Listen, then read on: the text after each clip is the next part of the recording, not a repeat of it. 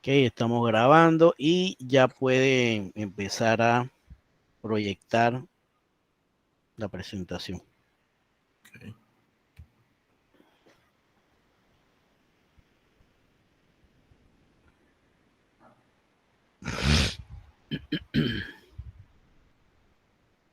¿Se ve? Sí, sí se ve.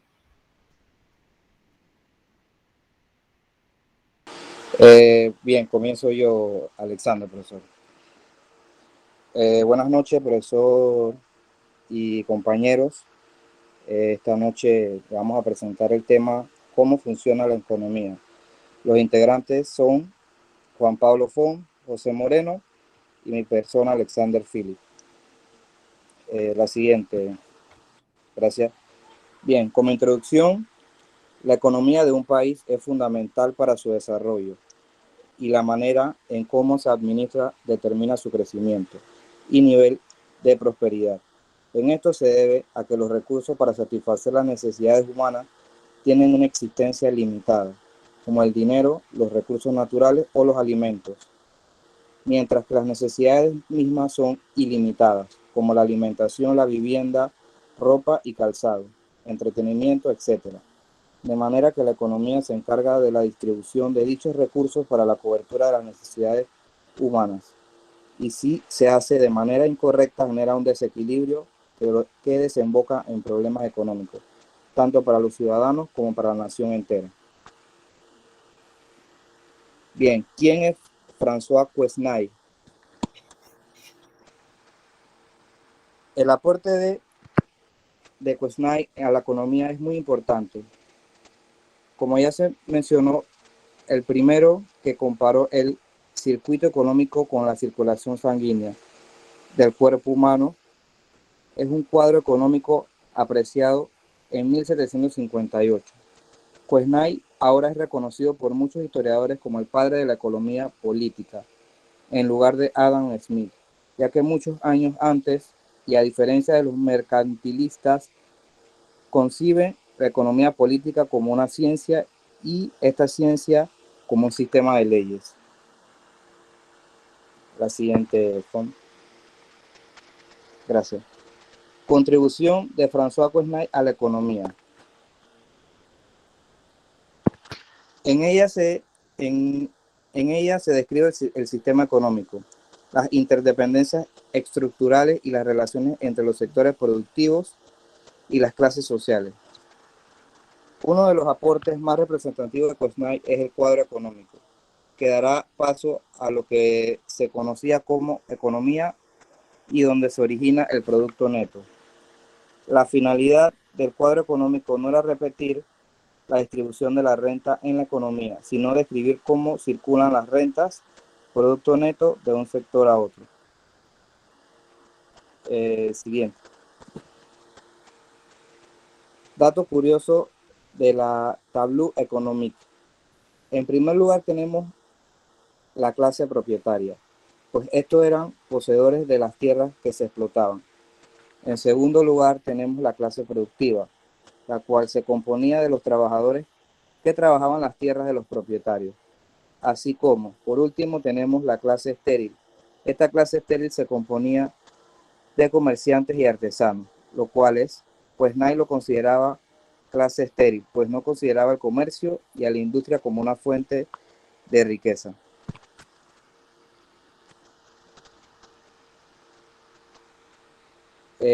Listo, Fon.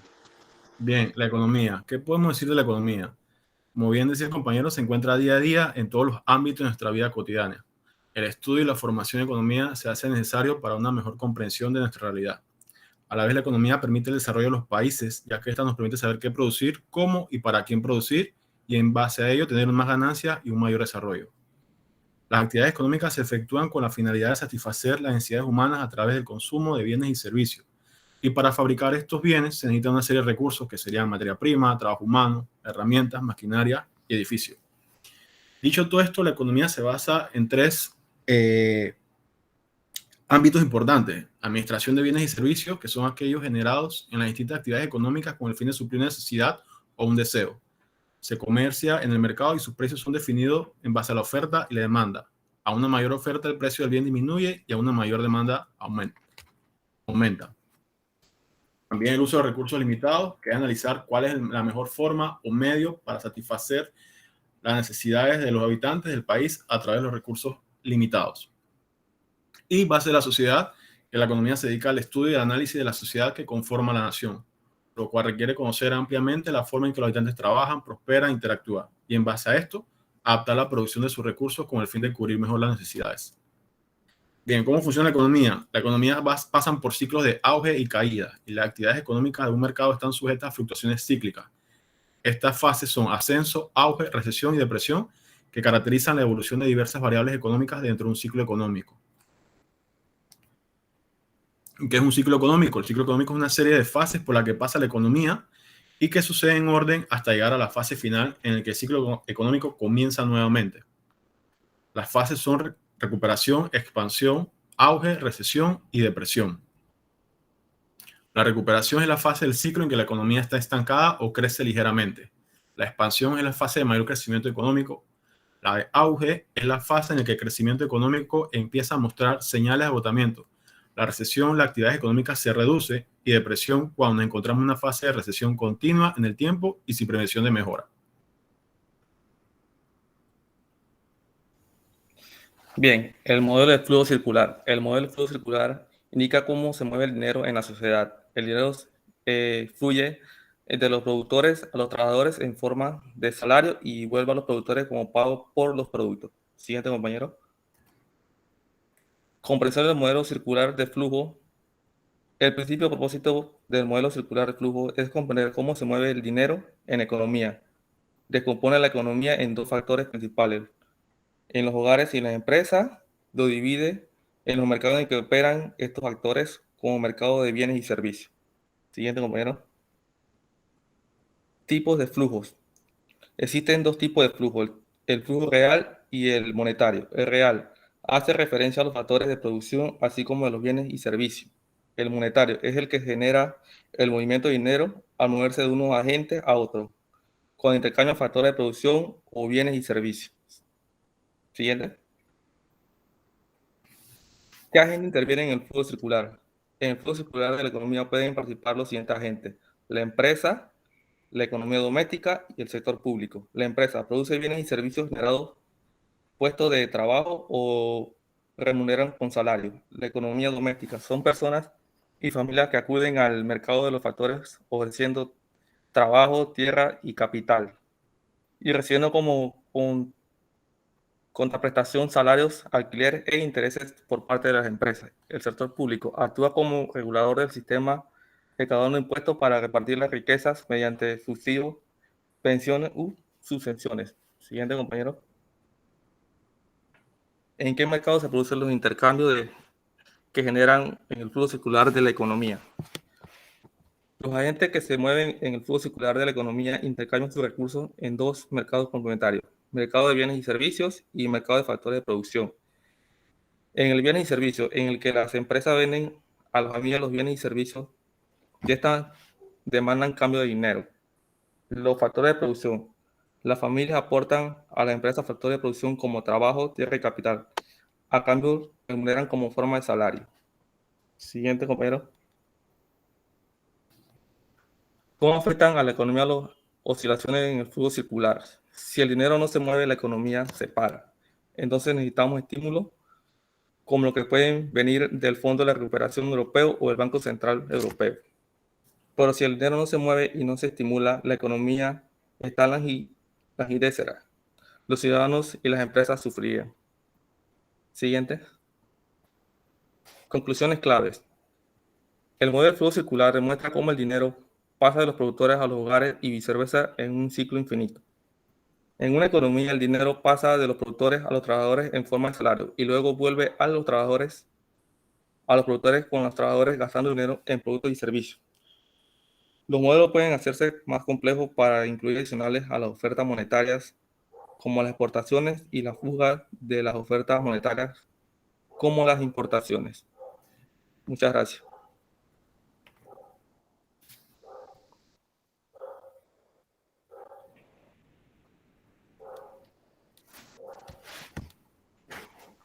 Ok, un compendio, un resumen de varios asuntos relacionados a, a la economía, partiendo del hecho de un análisis fisiocrático al principio, ¿no? De François Quesnay, ¿verdad?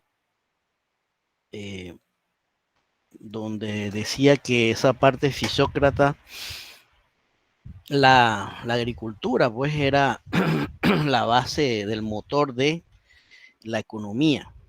Después vinieron los mercantilistas y se opusieron a ello y dijeron que el comercio exterior era la base, ¿no? La base de la economía, y posteriormente surgieron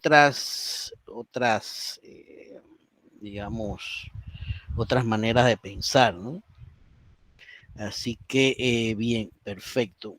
Vamos, ¿hay algún otro grupo preparado para exponer? Profesor, una consulta. Dígame. Yo subí la parte escrita y el PowerPoint ya a la plataforma. ¿Tanto Alexander y José tienen que subirla también o ya nada más que como ya he subido suficiente? Bueno, como tienen el nombre y todo lo demás, ya yo lo tengo aquí, así que no, tranquilo. Listo, gracias, profesor. Ok. Profesor, buenas Ajá. noches. Buenas. Grupo 6, deflación e inflación. Grupo 6, ok. Grupo 6, grupo 6. Ajá, adelante.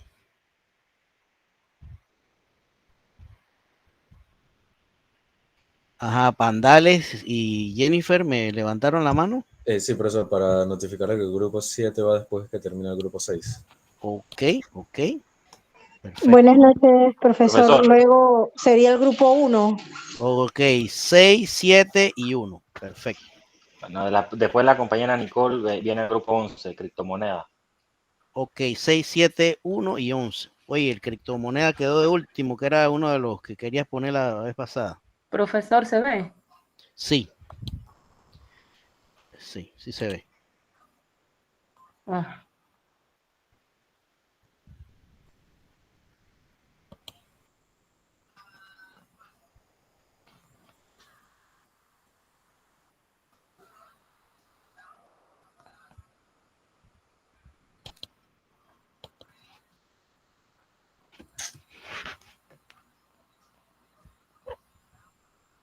qué Perú. Ya voy, profe. Ya voy.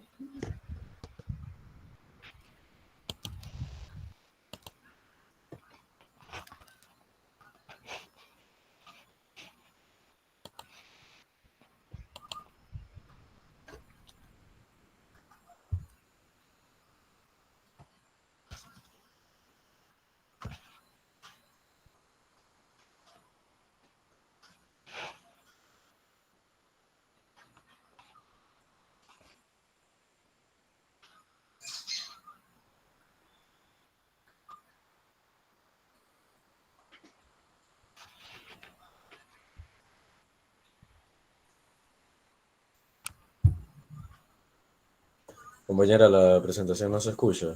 No, no se escucha.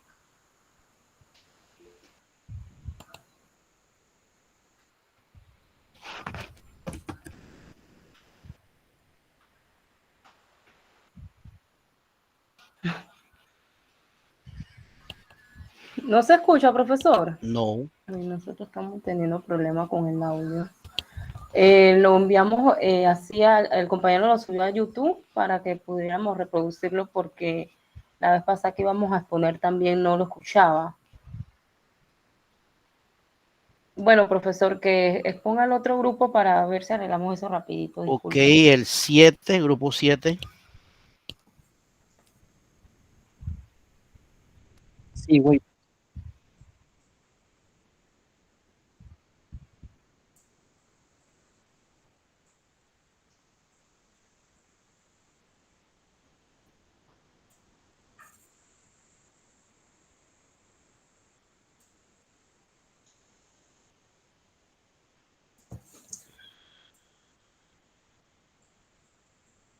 ¿Se ve?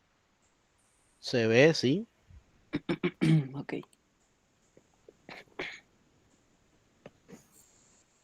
Compañero, para que inicie la presentación. Ya está. Que ¿Se sea ve? en Agrandar la pantalla. Voy. ¿Ahora?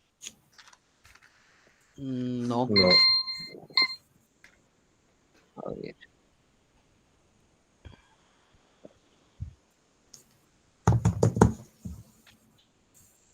Un momento.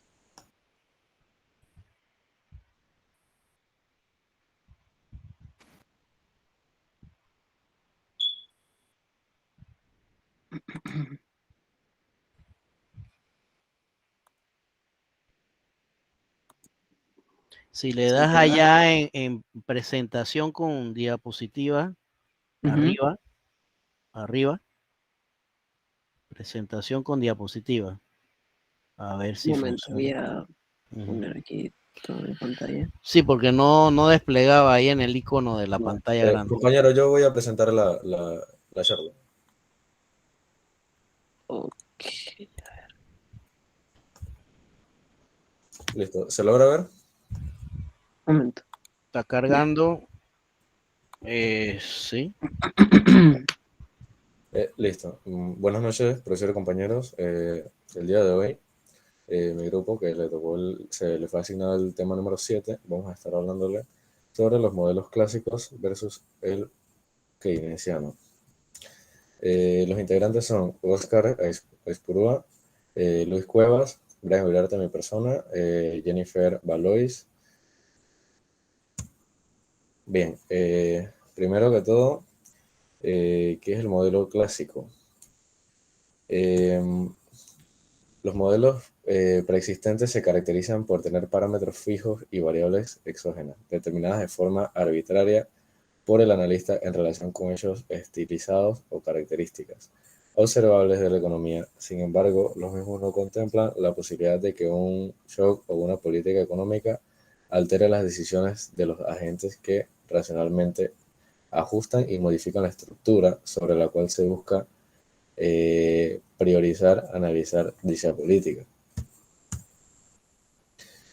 Aplicaciones prácticas derivadas del modelo keynesiano. Tenemos dos, que son la demanda total agregada, significando con ello la demanda total de bienes y servicios, y la oferta total agregada, que es decir, el total de bienes y servicios ofrecidos.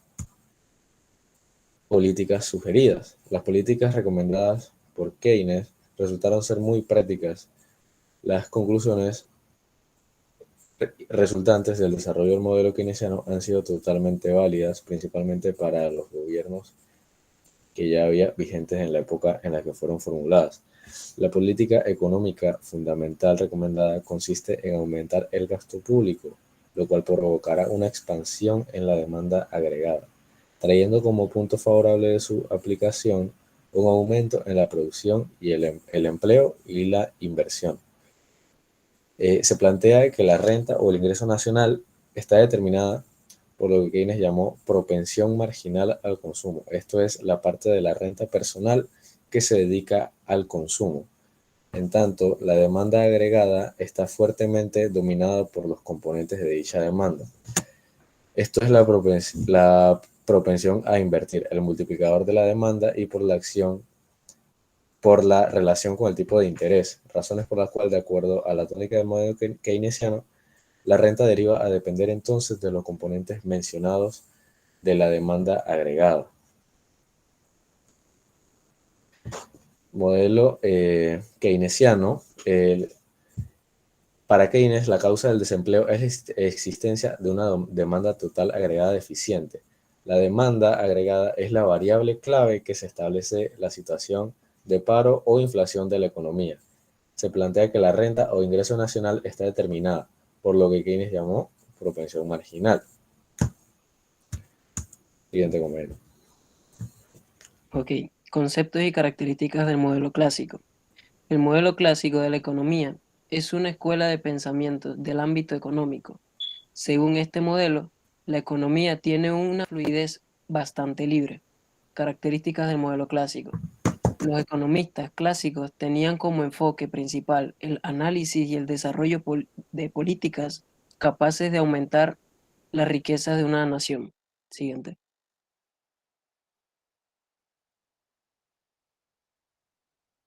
Ok. Ventajas y desventajas. Las ventajas. Las principales ventajas del modelo clásico de la economía eran la visión libre que se tenía del mercado. Si bien esta teoría pasó a un segundo plano luego de la revolución del modelo keynesiano en los años 30, varios economistas que abogan por un mercado libre se apegan a los principios del modelo clásico. Desventajas. El modelo clásico no servía para promover el concepto económico de demandas agradadas. A diferencia del modelo keynesiano, elaborado por John Maynard Keynes en la tercera década del pasado siglo, es difícil analizar los baches pronunciados de una economía si se utiliza el modelo clásico. Siguiente. Teoría del valor. Los economistas clásicos desarrollaron una teoría para explicar el precio de ciertos objetos dentro del ámbito dinámico de la economía. Sin embargo, este concepto aplica solo para el ámbito del mercado. Otros tipos de economía, como la política, utilizan el valor para referirse a la utilidad de ciertas negociaciones, más allá del precio de los objetos. Siguiente. Teoría monetaria.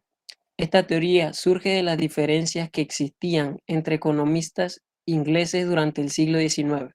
Se argumentaba abiertamente sobre las diferencias que habían entre la banca y la moneda, pero no se establecieron conclusiones claras.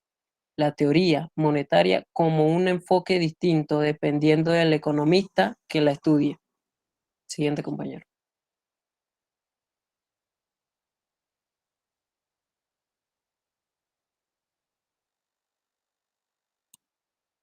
El otro compañero.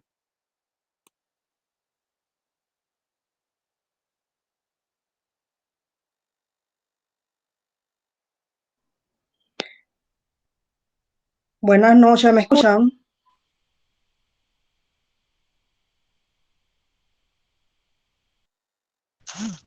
Si se escucha. Sí, sí se le escucha. Ah, ok. Buenas noches. Dice que no. Implicaciones en el consumismo. Karl Marx utilizó la teoría del valor para explicar los avances de su teoría comunista. De hecho, la teoría del valor laboral desarrollada por el sociólogo es una de las características más importantes del modelo clásico de la economía.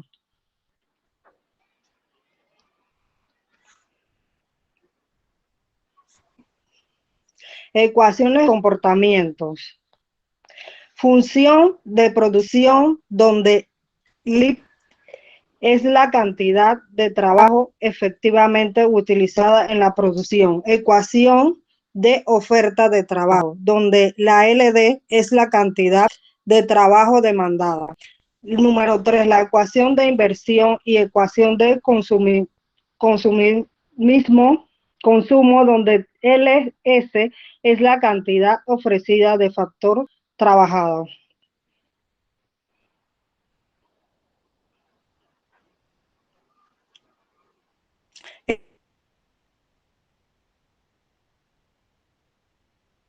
El equilibrio en el modelo keynesiano, que los ejes del diagrama de cruz keynesiana presentados muestran el PIB real. En el eje horizontal,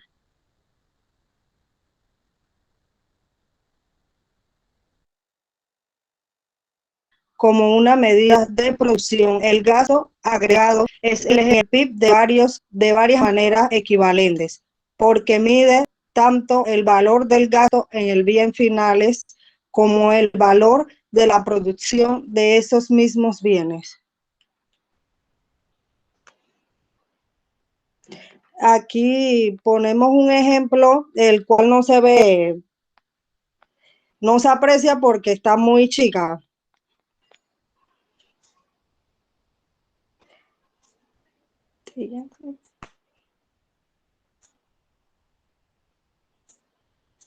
La pantalla en blanco.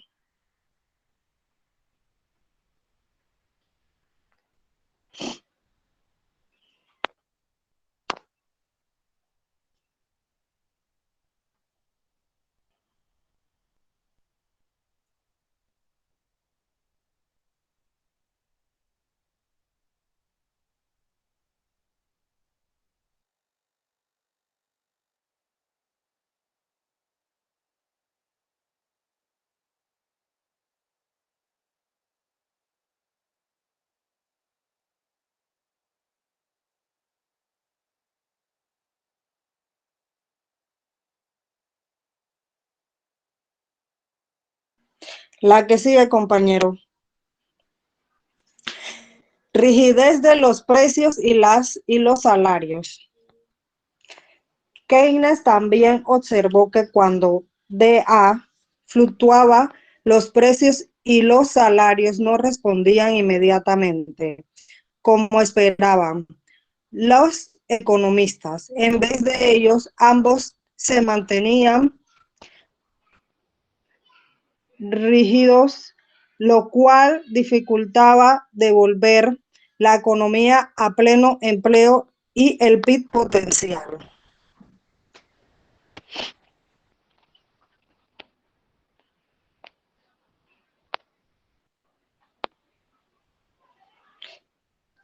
El multiplicador de gastos.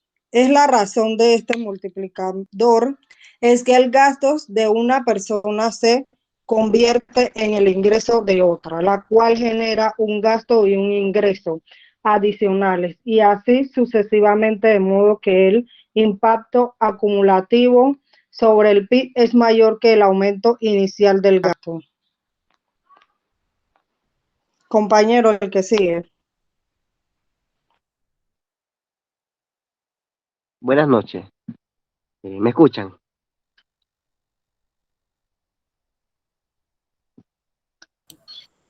Sí, sí La se recta, escucha. la recta del PIB potencial y la recta de 45 grados. El diagrama de la cruz keynesiano contiene dos rectas que sirven como indicadores teóricos para orientar el análisis de la primera. Es una recta vertical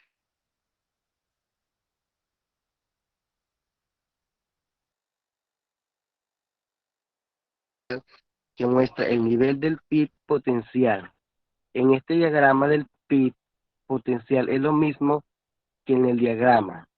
Se refiere a la cantidad de bienes y servicios que se puede producir en un de trabajo y su capacidad física.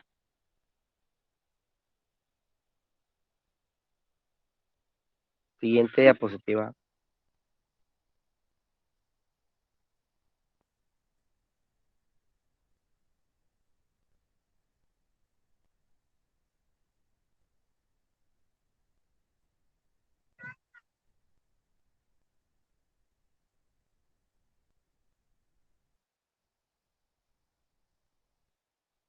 Ay,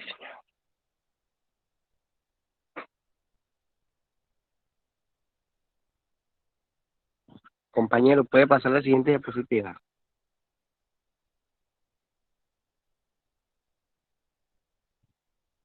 En conclusión, la economía keynesiana se basa en dos ideas fundamentales. La primera, que es más probable que sean los movimientos de la demanda agregada y no afecta agregada, la causa principal de un suceso y los precios que pueden ser rígidos, por lo tanto ocasionar desempleo en una crisis económica.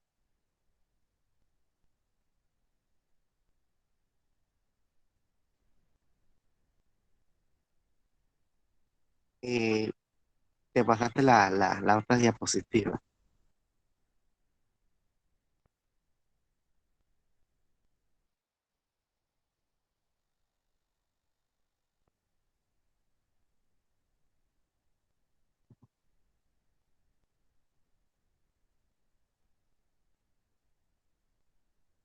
¿Me indica cuál diapositiva es, compañero?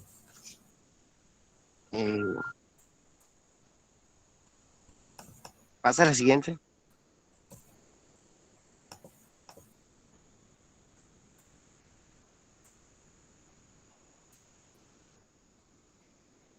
Bueno, eso sería más que todo, profesor. Muchas gracias.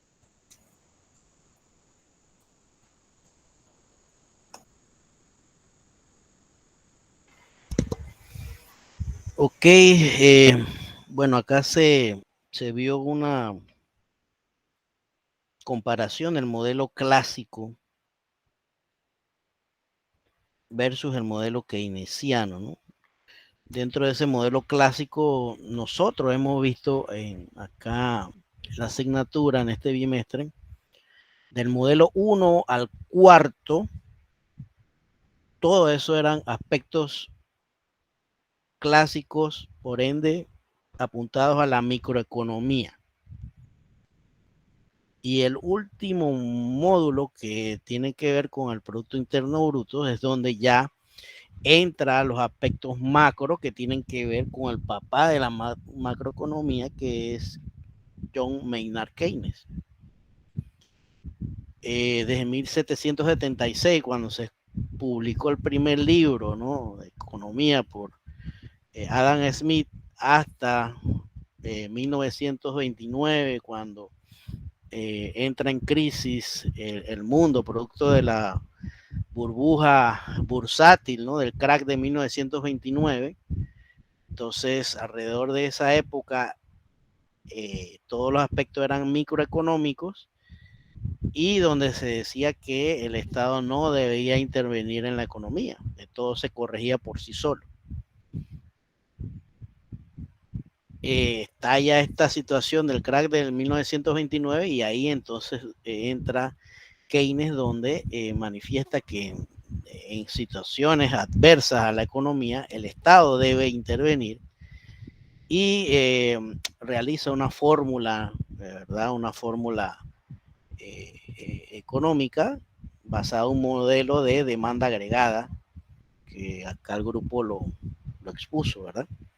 Entre otras modelos económicos, pero a partir de esa época más o menos ya se combina los aspectos micro y macro, ¿no?, en toda la planeta, pues, la economía.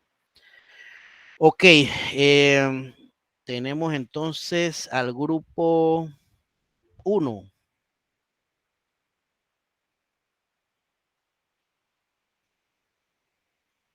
Grupo 1, ¿está listo? Hola, profe, ¿se me escucha? Sí. Ah, perfecto. Deme un Seguido, momentito. seguido viene entonces el grupo 11. Profesor, nosotros podemos venir después del 11, el grupo Y ya 6. corrigieron el... Sí, profesor, es que era porque tenía los audífonos puestos en la computadora. Ah, sí, tienes que quitarle los audífonos, sí. Déjame, acá está, a ver, grupo 1, Nicole, ajá, Andrés, Helen y Blanca. Antes que avances, Nicole, al grupo que te antecedió, al grupo del modelo clásico, una pregunta, ahí no estaba Alejandra Coronado en el grupo de ustedes. Profesor, solamente los que Los que nombraron. expusimos hoy, pero sí, porque ya la otra compañera no mandó su información y no es justo que... Eso pues, así que solamente los que expusimos hoy. Ok. Listo. Bien, ahora sí puede continuar, Nicole.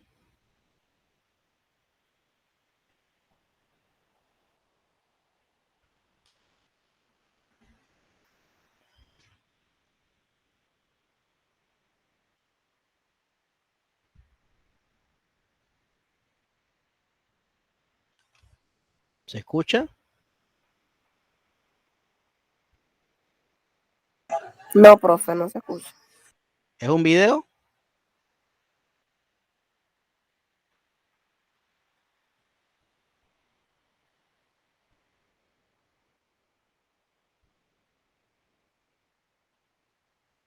Ahora sí, ¿me escuchan? A ti sí. ¿Es un video? No, voy a presentarlo porque tuvimos un Ok, problemita con la grabación, así que ok. lo voy a presentar. Ujú. Es el grupo número 1, bueno, conformado por mi persona, los compañeros Andrés Reyes, Helen Mora y Blanca Bonilla, y nos tocó este interesante tema de riqueza de las naciones, que a continuación le presentaré. Antes de adentrar al mismo tema de riqueza de las naciones, tenemos que conocer a su autor, ya que La riqueza de las naciones es un libro, y tenemos que conocer a Adam Smith, que es uno de los economistas más famosos de la historia y es considerado el padre de la economía moderna. En sus teorías económicas combina historia, filosofía, desarrollo económico, psicología y ética.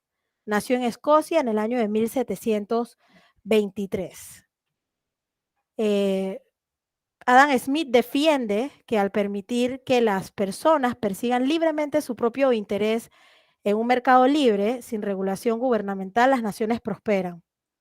Y entonces nace de la mano de este señor la riqueza de las naciones, ¿verdad? Que siempre lo estamos escuchando.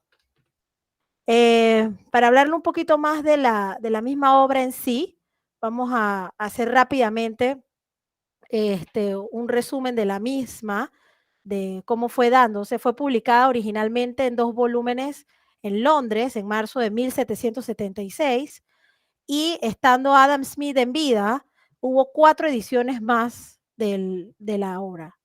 La primera en español apareció fue en 1794. Adam Smith se ocupa de indagar en la historia de Gran Bretaña y de la civilización en general para hallar cuáles son las causas de la prosperidad económica de la que goza el país en la época en la que él vivió. A partir de esta investigación, elabora una sólida teoría económica que tiene como base una afirmación. La riqueza, o sea, la economía de una nación no está sino en el producto anual del trabajo y la tierra del país. Entonces, seguimos aquí en un momento en donde las naciones creían en aquel entonces que la prosperidad económica dependía principalmente de la cantidad de oro y plata que acumulaban. Esta estrategia fue llamada mercantilismo y dominó el pensamiento económico del siglo XVIII. Además, los gobiernos de esa época restringieron las importaciones a través de tarifas comerciales para evitar que el dinero fluyera fuera del país, mientras que al mismo tiempo alentó a las exportaciones a través de subsidios para que el dinero de otras naciones fluya hacia el país. Esta práctica era conocida como el proteccionismo. Entonces, ya adentrándonos en la obra como tal, que es extensa, pero nosotros quisimos rescatar lo más interesante. La obra es interesante en total, pero quisimos rescatar de cada uno de los rubros de la misma partes sobresalientes. Entonces, comenzamos con lo que es la división del trabajo y el interés personal.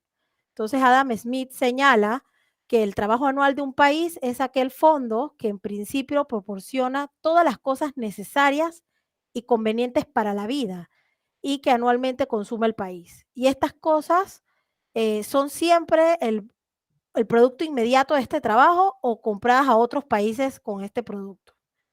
Entonces, relacionado a la división del trabajo y el interés personal, hay un ejemplo bien interesante y famoso donde ilustró el tema de la manufactura de alfileres. Entonces, con este ejemplo, allá donde un solo herrero no podía producir más de 10 alfileres por día, la fábrica utiliza a los obreros en varias tareas, en diferentes. Estirar el alambre, cortarlo, afilarlo, etc. Y llega así a producir cerca de 5,000 alfileres por obrero. Junto a ese gran incremento en las cantidades producidas, que ya sería el tema de productividad, se ve una disminución igualmente extraordinaria en el precio de los alfileres. Es allí donde Smith nota que adicionalmente los trabajadores ganan más en las fábricas que como trabajadores independientes. La división del trabajo se aplica más fácilmente en las manufacturas que en la agricultura, lo que explica su retraso en productividad. Luego de ver esta área que está relacionada con la productividad, vamos a lo que es el valor del trabajo y la moneda. Una vez establecida la división, cada miembro de la sociedad debe poder recurrir al resto para proveerse de aquello que necesite. Es pues necesario tener un medio de cambio, la moneda. La posibilidad de intercambiar bienes o pagar en moneda, por ellos hace aparecer la noción del valor. El valor tiene 2 significados. Él nos dice en su obra que el valor de uso o utilidad y el valor de cambio. Para Smith, la moneda no es el valor en sí, y la acumulación de moneda no tiene interés económico para un país.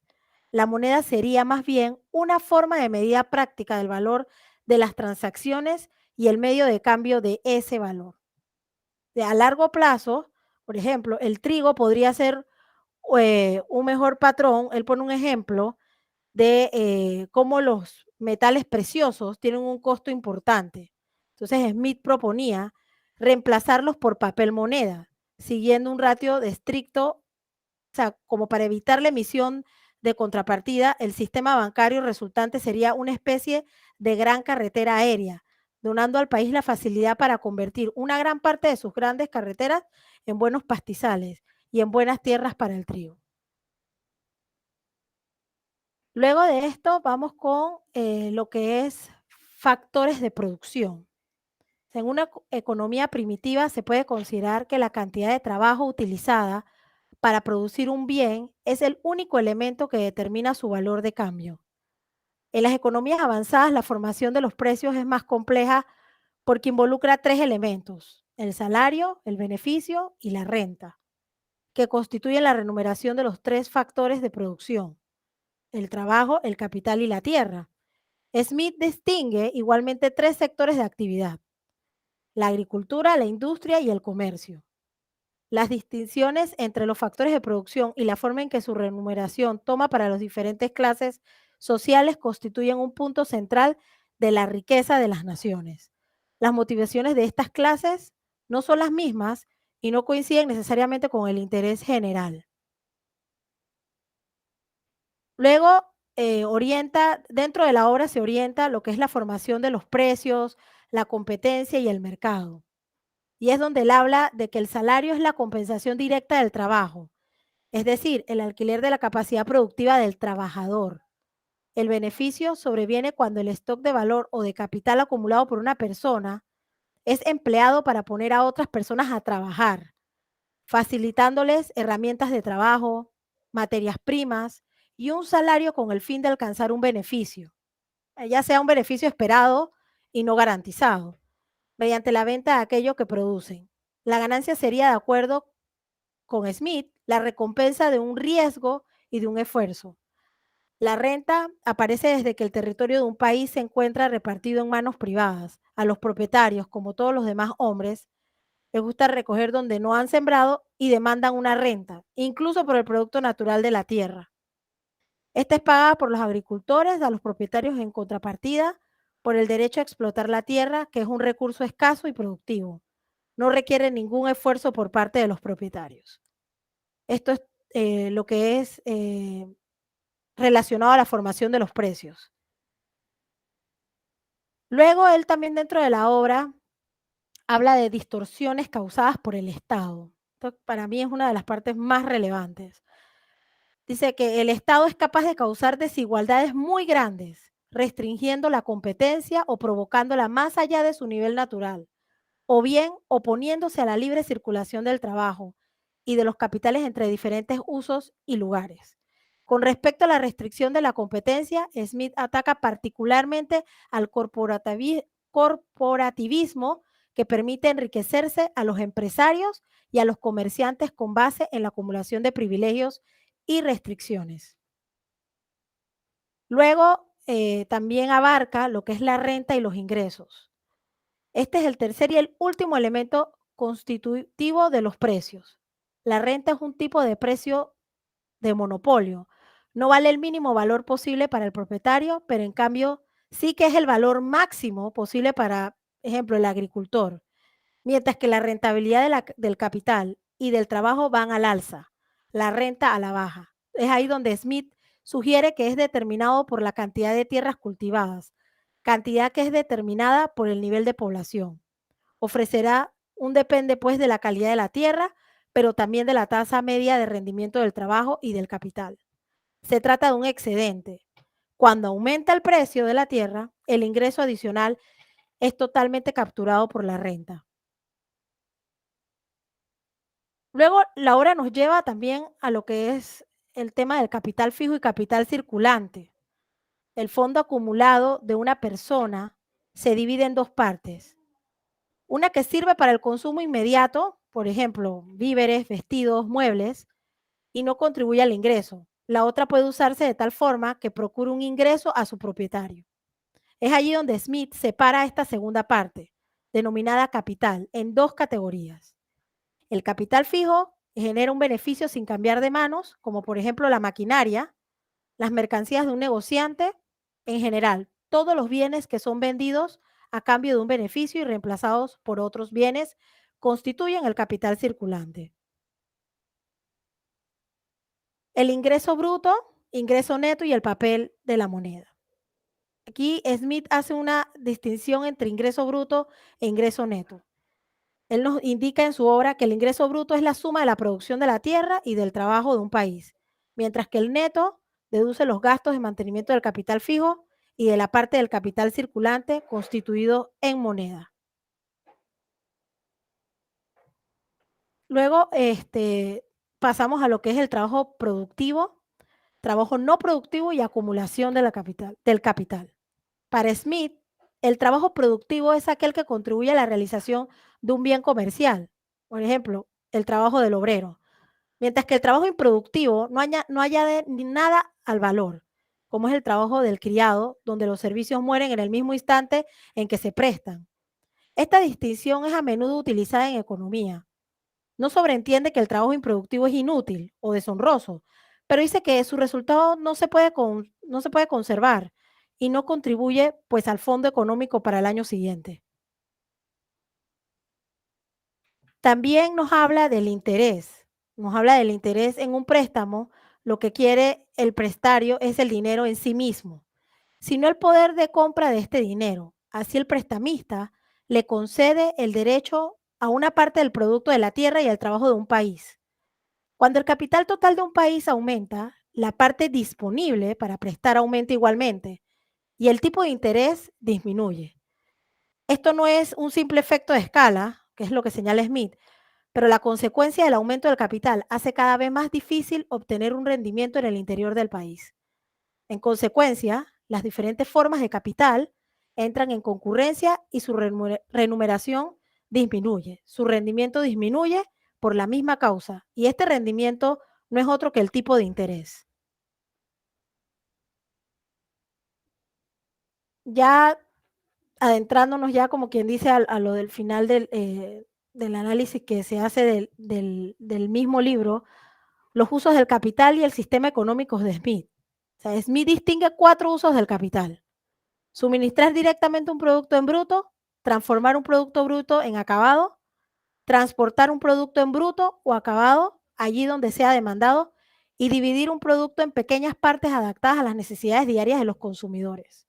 El primer uso corresponde al sector primario moderno, el segundo al sector secundario y los otros 2 pertenecen al sector terciario.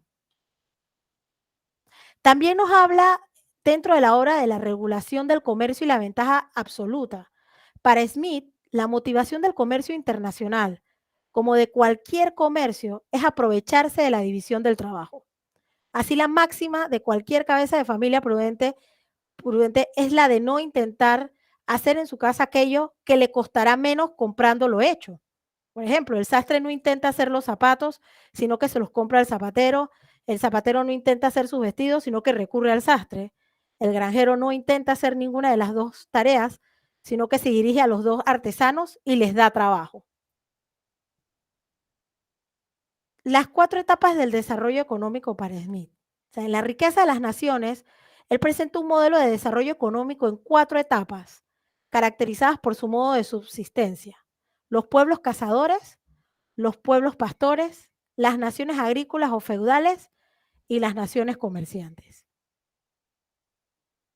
Y ya rápidamente, adentrándonos a la responsabilidad del soberano, que también le hace énfasis en la obra, Smith no esconde la mala opinión que tiene de los soberanos y príncipes de su época.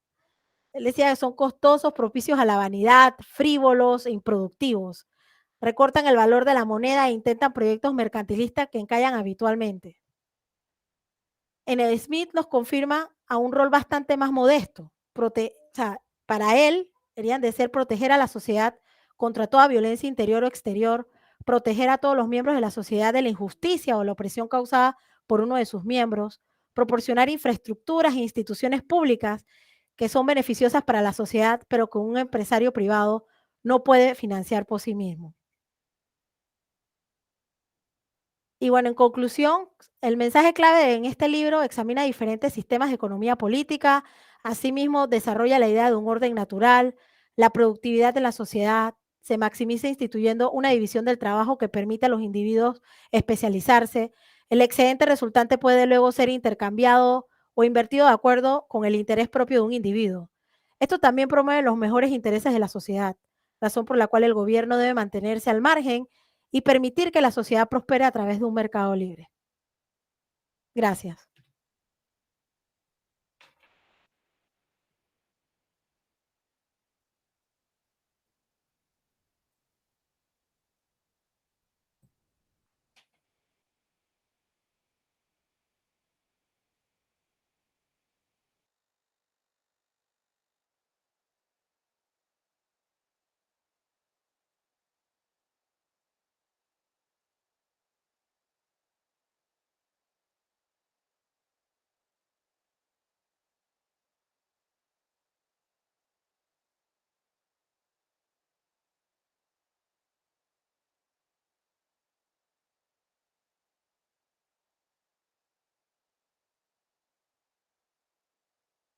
Profe, no lo escucho. Ok, sí, se me olvidó activar el micrófono. Bien, como habíamos dicho, Adam Smith fue el padre, pues, de lo que es la economía clásica. Y el grupo, pues, expuso los aspectos más importantes de ese libro, que lleva por título La riqueza de las naciones, donde inicia, pues, toda la teoría económica más o menos por 1776. Imagínense, y todavía hay muchos aspectos vigentes de esa obra. Bien, entonces vamos a darle paso al grupo número 6, ¿correcto? Listo, profesor, gracias. Voy.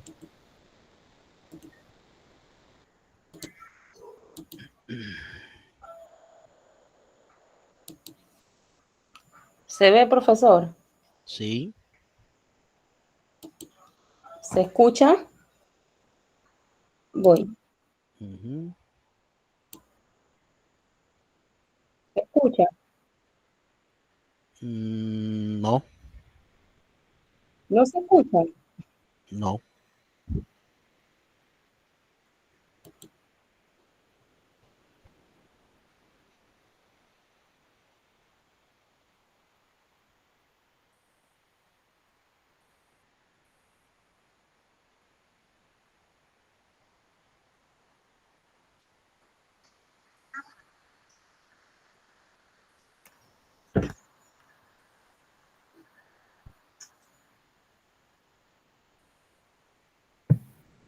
Compañera Jennifer, yo la ayudo, déjeme presentarla yo. Quizás en la activación de los auriculares o el mic, por ahí debe haber...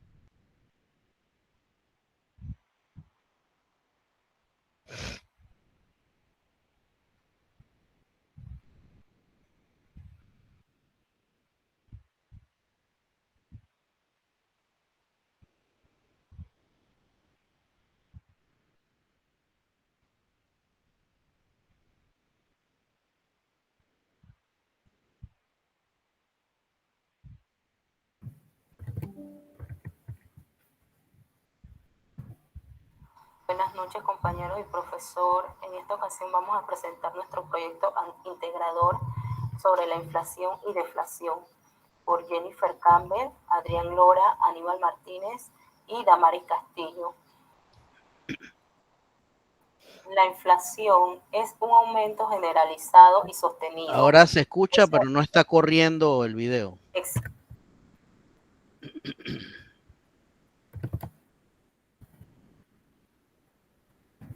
Deme un segundito.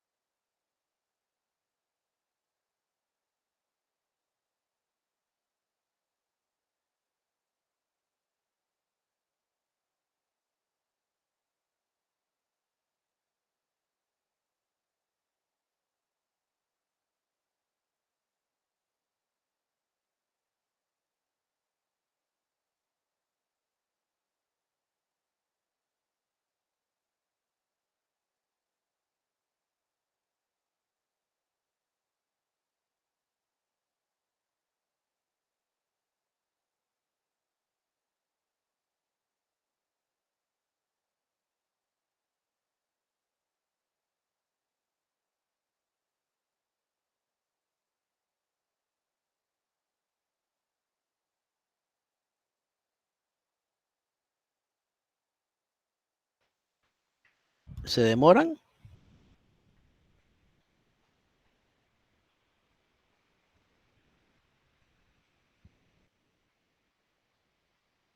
¿No se está escuchando, profe? No, no se escucha. Espérese, que no le active el audio. Espérese. Y además la pantalla hay que expandirla. Sí, deme un segundo.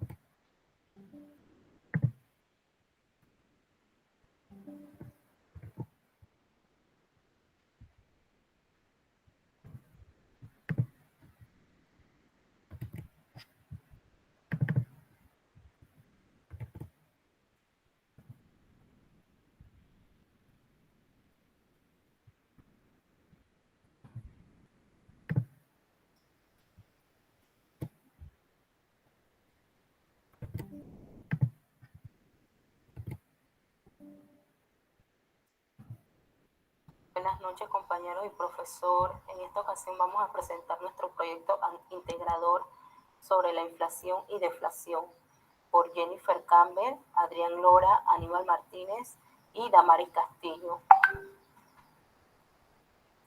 La inflación es un aumento generalizado y sostenido de los precios de los bienes y servicios que existen en el mercado durante un determinado periodo de tiempo.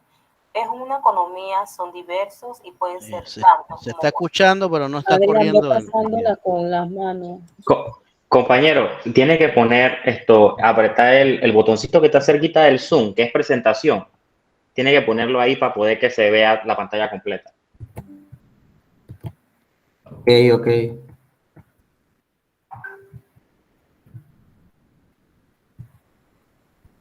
El que parece una pantallita, que está cerquita del Zoom.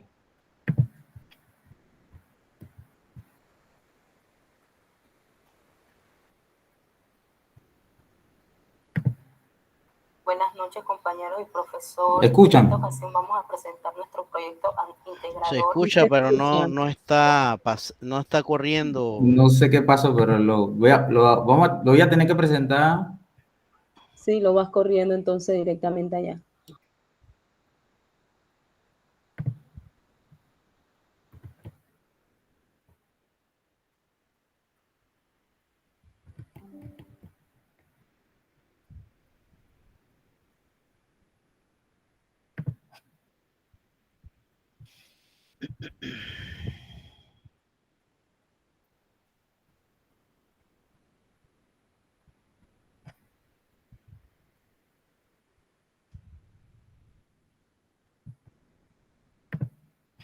Buenas noches, compañeros y profesor. En esta ocasión vamos a presentar nuestro proyecto integrador sobre la inflación y deflación por Jennifer Campbell, Adrián Lora, Aníbal Martínez y Damaris Castillo.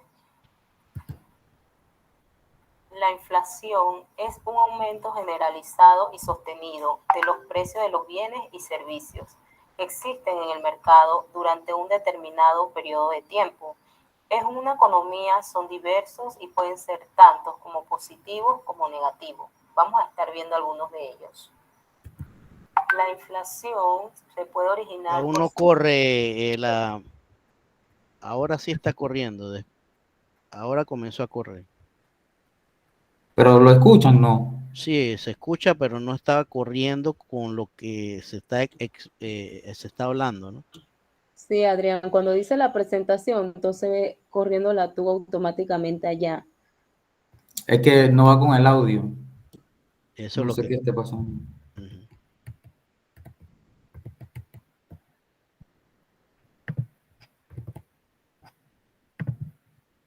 Bueno, vamos a, no sé si quieran darle la oportunidad al grupo 11 para avanzar. Será, profe, déjenme ver qué pasó acá. Ok, mientras, sí, el grupo 11, por favor, mientras... Buenas noches, profe.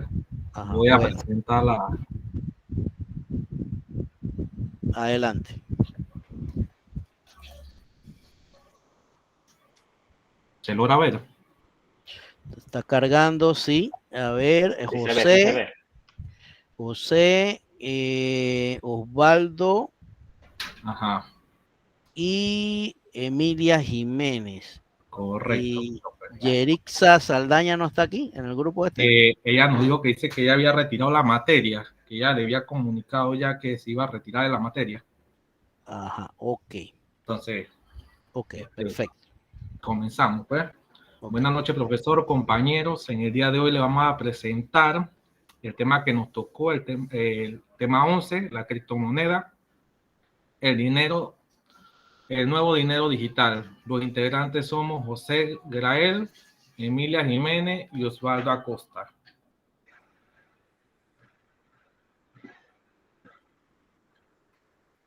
Buenas noches, profesor, compañeros. Le voy a presentar lo que es el índice.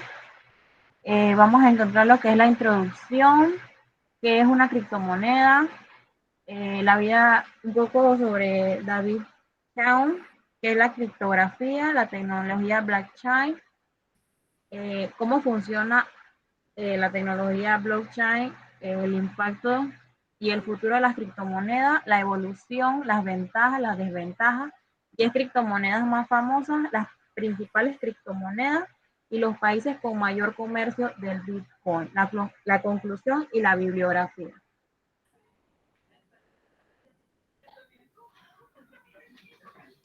A manera de introducción, tenemos, actualmente las criptomonedas se han convertido en el fenómeno a nivel mundial, siendo las mismas conocidas por su alto porcentaje de la población en comparación con otros mercados de inversión.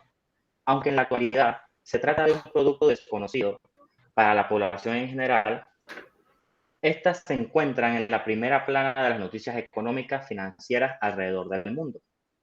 Hoy en día el término criptomoneda está muy comentado en todos los sectores, ya que han agarrado un auge, el cual se ha incrementado durante la pandemia. Este crecimiento significativo, que incluso ya algunos países, como podemos mencionar El Salvador, lo está utilizando como una forma de pago, en este caso el Bitcoin.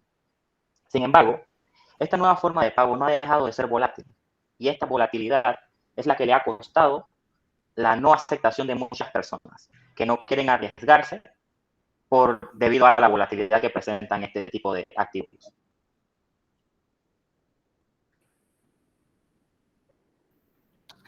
¿Qué es una criptomoneda? Una criptomoneda es un activo digital que emplea un cifrado criptográfico para garantizar su titularidad y asegurar la integridad de las transacciones y controlar las creaciones de unidades adicionales. Esta moneda no existe de forma física, se almacena en una cartera digital. La criptomoneda no está regulada ni controlada por ninguna institución y no requiere de intermediarios en las transacciones. Se usa una base de datos descentralizada llamada blockchain o registro contable compartido para poder hacer estas transacciones. Tipo de criptomonedas que existen. Tenemos la Ethereum, la Cardano, la Polkadot, entre otras. Hay muchas más monedas virtuales más allá del famoso Bitcoin. De hecho, hoy en día el número de monedas digitales se sitúa en un entorno a 10.000 en todo el mundo. Lo que a diferencia a los otros tipos de criptomonedas son los proyectos que hay detrás de ella.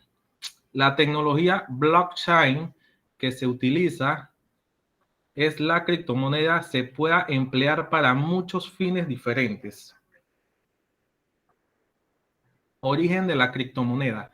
El origen de la criptomoneda, más allá de que mucha gente piensa, el desarrollo de la criptomoneda ha recorrido un largo camino científico, matemático, y personas con gran visión de futuro han realizado grandes aportaciones que han contribuido de manera determinante a que estos nuevos criptoactivos o monedas digitales lleguen a ser lo que son hoy en día. En 1983, el criptógrafo estadounidense David Shaw consiguió un sistema criptográfico monetario electrónico llamado eCash. Más tarde, en 1995, implementó DigiCash, que se utilizaba la criptografía para volverla anónima las transacciones de dinero, aunque en unas emisiones y liquidaciones centralizadas. Este sistema requería un software para realizar dinero de un banco y digitalizar claves cifradas específicamente antes de que se pudiera enviar a su destinatario. Esto permitía que las monedas digitales no fueran rastreables por ningún banco emisor. ¿Qué es la criptografía? La criptografía es la ciencia que se encarga de cifrar un mensaje de modo que esto solo pueda ser leído por el receptor adecuado.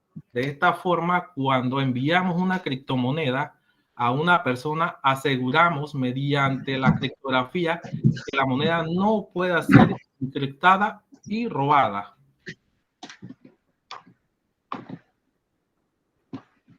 ¿Qué es el blockchain? Es el ecosistema de cadenas de bloques. Básicamente, blockchain es una tecnología que sin la intermediación de terceros nos permita llevar a cabo transacciones digitales de forma segura, rápida y descentralizada. ¿Por qué segura? Gracias a la criptografía, una práctica informática en la que se basa la tecnología blockchain, la operación que tiene lugar en un entorno blockchain queda encriptada en medio de un código. Es rápida, ya que la tecnología blockchain es altamente eficiente al permitir procesar una gran cantidad de información en poco tiempo, lo que agiliza la transacción que se lleva a cabo. Y descentralizada porque no depende de terceros. Esto quiere decir que no hay ningún organismo o institución detrás de las operaciones que se hacen entre partes inversas. ¿Cómo funcionan los blockchains? Ok, vamos a explicar de una forma sencilla cuál es el funcionamiento que tienen estos sistemas. Primero, por ejemplo, ponemos un ejemplo. Pedro quiere enviar dinero a María. Ok. El paso 2. La transacción se representa como un tipo de bloque. Por eso que se le llama cadena de bloques o blockchain. El bloque se transmite a la red, así como lo podemos observar en la imagen. La red aprueba la transacción. Ese bloque se registra en una cadena y por ende María recibe su dinero. Esto se hace en cuestiones de segundos y así funciona. ¿Cuál es lo contrario? Pues la puede regresar, Osvaldo. ¿Cuál es lo contrario de este sistema al actual? Por ejemplo, si yo quiero enviarle una transacción, por decirlo a mi compañero Osvaldo, por ya sea una transacción bancaria, ya sea cualquier banco, el banco va a estar detrás. Vamos a decir que yo le mando a Osvaldo X cantidad de dinero. Esa cantidad de dinero, el banco va a estar siempre detrás. Incluso te va a cobrar un porcentaje en algunos casos, cuando somos bancos diferentes. Eso es lo que quita el blockchain, o que eso es lo que quita la criptografía del blockchain. Prácticamente quita a los terceros. No existe terceros en un blockchain. Y lo hace seguro mediante la criptografía. Puedes pasarlo. Ventajas y desventajas de las criptomonedas. Las ventajas principales que caracterizan las criptomonedas son los bajos costes de transacción como consecuencia de la no presencia de los intermediarios, como lo acabo de explicar. La seguridad, pues cada moneda pertenece a un solo dueño. La transparencia, ya que las transacciones se incorporan en un registro accesible o blockchain. Se acumula un espacio ínfimo como en una USB.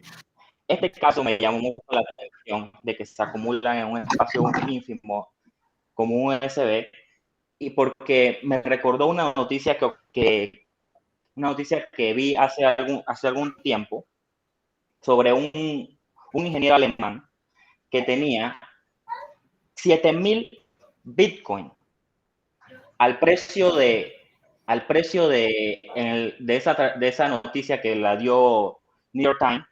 El señor tenía un valor actual de 250 millones de dólares. Pero ¿qué pasaba? El señor no se acordaba de la contraseña. Por ende, no podía acceder a esa cantidad de dinero, no podía hacer nada. Y además, ¿qué hizo él? Bueno, lo que él hizo fue colocar ese dispositivo, la USB, en un sistema que se llama Iron Key. ¿Qué hacía ese sistema Iron Key? Nada más te daba 10 intentos. Le daba 10 intentos. Y hasta el momento de la publicación en el New York Times, él había utilizado 8 intentos. Solamente le quedaban 2. Así que si él completaba los 10 intentos, todo ese sistema se borraba. Todos los 250 millones de dólares que tenía se iban a borrar. Eso es muy, muy curioso, esta partecita. Las desventajas. Bueno, la volatilidad de sus precios. La falta de aceptación por algunas personas. Al no necesitar un regulador como el gobierno o banco central y proporcionar privacidad, pueden ser utilizadas para transacciones ilegales. Puede continuar. Puedes pasar la diapositiva, Juan. Beneficios y riesgos de las criptomonedas. Beneficios. Permiten la transacción de dinero casi de forma instantánea, como lo expliqué en la diapositiva del blockchain. Y con muy bajas comisiones, porque no tienen un tercero, sin verificación por parte de una entidad financiera. Además, ofrece anonimato por el uso de la criptografía, que cada transacción queda cifrada. A nivel inversor, muestra una correlación de 0 contra cualquier otro activo. Los riesgos. El valor de las criptodivisas es extremadamente volátil, con lo que su valor futuro es muy difícil de prever. Están sujetas al robo, al hacking. Esta partecita también la busqué, porque el sistema de la criptografía es matemática, pero de a un nivel mucho más avanzado.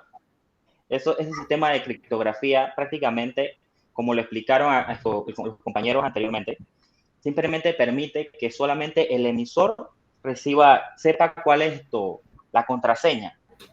Y es muy difícil, en lo que investigué, es muy difícil de hackear. Sin embargo, la tecnología va aumentando y las personas van buscando formas de cómo hackear estos sistemas. Puedes avanzar. Volatilidad, costos y riesgos. La alta volatilidad de los precios de los criptoactivos es uno de los mayores riesgos para el uso y regulación. Estas características atraen principalmente a quienes buscan obtener ganancias rápidas y crean un círculo vicioso. La volatilidad aumenta el apetito del riesgo, lo que a su vez genera una mayor volatilidad. A pesar de que ese sistema económico a base de criptomonedas está en auge, y cada vez son más los sectores que estudian incluir este método de pago en sus opciones, sigue siendo un universo poco claro y en ocasiones inseguro, sobre todo por la poca estabilidad que ofrecen a sus usuarios. Puedo mostrar la otra diapositiva. En esta presente diapositiva se ve prácticamente lo que es la volatilidad. Este es el caso de Bitcoin, pero a mí me gustaría explicarle la segunda, la diapositiva, la gráfica de abajo. Este es un caso muy curioso. ¿Por qué? Porque este caso surgió en Internet. En Internet surgió un mensaje que decía a todas las personas, ese mensaje se viralizó y decía: Walmart acepta Bitcoin en todas sus sucursales, por decirlo así. El precio del Bitcoin, como pueden observar, al principio era de $170. Al momento de esa noticia, el precio del Bitcoin aumentó hasta 230. La alta demanda hizo que el precio aumentara. ¿Qué sucedió? Walmart salió, hizo un comunicado y dijo que eso no era cierto, que ellos no aceptaban el Bitcoin en sus sucursales. Por ende, el precio se desplomó. Eso explica claramente lo que es la volatilidad. Puedes pasarla ya. A continuación les voy a presentar las 10 criptomonedas más famosas. Tenemos que recordar que hay más de 10.000, pero estas son las que más se utilizan. Tenemos la Bitcoin, que es la más famosa y la primera, que fue creada en el 2009 por alguien identificado bajo el seudónimo Satoshi Nakamoto, con tecnología blockchain.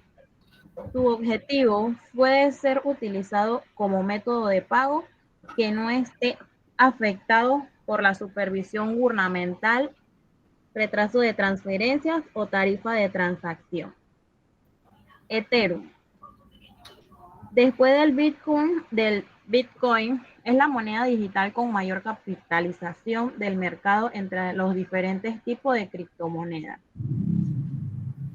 El Cardano es uno de los tipos de criptomonedas que cualquier usuario puede obtener. En cualquier parte del mundo. Puede usar como un intercambio seguro de valor. Estas son las 3 más utilizadas. Luego podemos ver la criptomoneda Tether, la Binance Coin, la Dogecoin, la Ripple, Utcoin, Polkadot y Solana. Puedes pasar la compañera.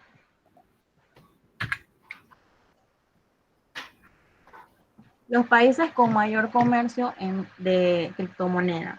Existen ciertos países en donde el uso de las criptomonedas se ha extendido, especialmente en aquellos países con características ideales de la minería, como el Internet rápido, servicio electrónico, económico y aceptación legal de las criptomonedas. En el primer lugar vemos al país de Turquía con un 20% de aceptación. Luego viene Brasil y Colombia con 18%, Argentina, Sudáfrica con 16%, México con un 12%, Chile, China, Indonesia con un 11%, España un 10%, Rusia con un 9%, Dinamarca con un 8%, Australia 7%, Reino Unido con un 6%, Estados Unidos con un 5%, Francia con un 4%, Alemania con un 4% y Japón con un 3%.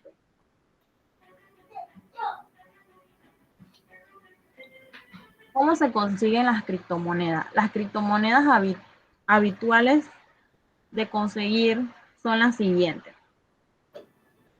Podemos conseguirlas aceptándolas como un medio de pago. De esta manera es la manera más sencilla. Aunque no son muy numerosas en el comercio, ni existen en los comercios y en los hoteles, y son aceptadas. Minando se trata de una analogía digital, al igual que ocurre en la minería de recursos naturales como el carbón o el oro. Como se ha comentado, no, todavía no he terminado.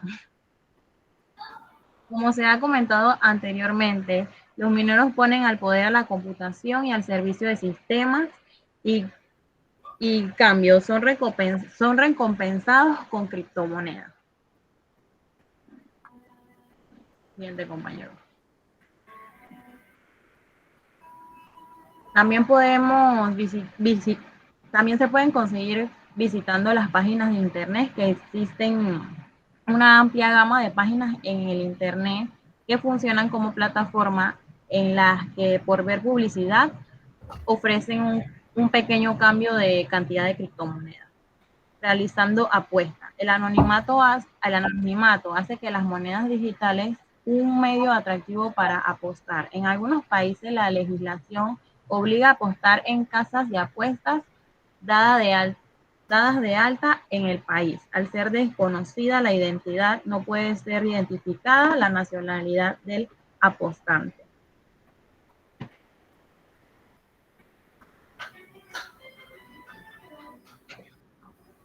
El impacto y futuro de las criptomonedas. Con la llegada de las criptomonedas, la economía comenzó a cambiar, pues se presentaron como una alternativa al sistema convencional. Las criptomonedas continúan en el ojo del huracán, aunque ya llevan varios años en el mercado y su uso se ha incrementado con el paso del tiempo. Lo cierto es que sus defensores igualan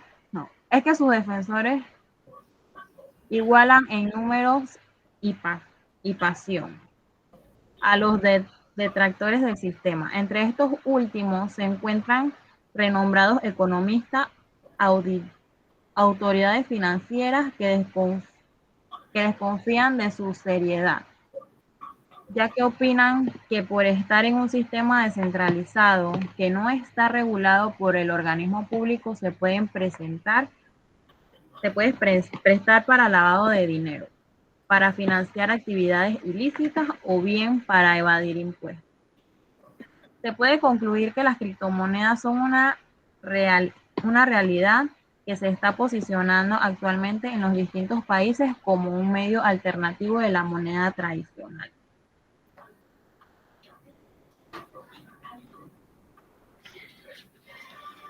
En conclusión, para concluir, se afirma que las criptomonedas son una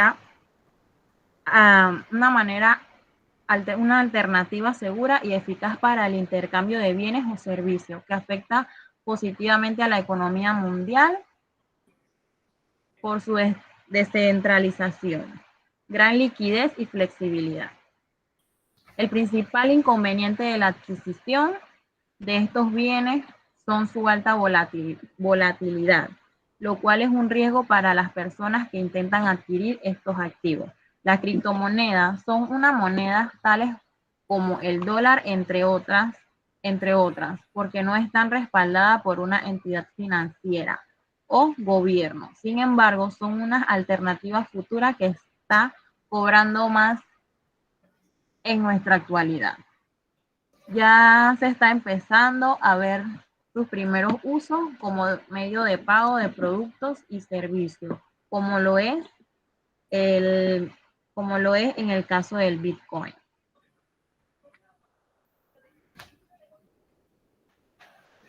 La bibliografía. Guía completa sobre el trading de la criptomoneda para el principiante. Binance Academy, que es la tecnología del blockchain. IBM, blockchain IBM. ¿Qué es el blockchain? ¿Cómo funciona? Y sus relaciones con la cripto. Guía fácil, finet.com. que es la criptomoneda más negociada, plus 500, las 10 criptodivisas o criptomonedas con más futuro, iebeschool.com 2076-05. Esos son PDF, Osvaldo, esos son PDF. Sí. Esos son PDF. Vamos a dejarlo así porque ya se han consumido bastante tiempo. Gracias. Ajá, interesante y sobre todo las anécdotas, ¿verdad? Había algo que mencionaron ahí sobre,